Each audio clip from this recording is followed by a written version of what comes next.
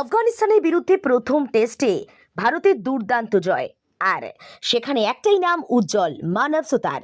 আফগানিস্তানের বিরুদ্ধে মুল্লানপুর টেস্টে অভিষেক ম্যাচ নেমেই 6 উইকেট তুলে নিয়েছেন। আলোচনার কেন্দ্রবিন্দুতে রাজস্থানের বাঁহাতি স্পিনার। টেস্ট অভিষেকের আগে ভারতের 319 নম্বর ক্যাপটি তার হাতে তুলে দেন কুলদীপ যাদব।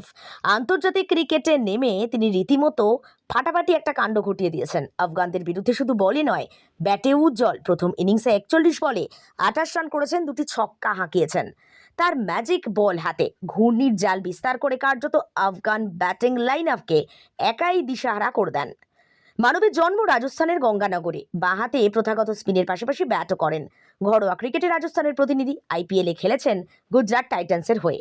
2025 সালে 30 লক্ষ টাকায় মানবকে কেনে গুজরাট। আইপিএলে প্রথম সুযোগ পান 24-এ। সেই মরশুমে একটি ম্যাচ খেলেন। চলতি সিজনে 4টি ম্যাচে সুযোগ, সেখানে ঝুলিতে 2টো উইকেট।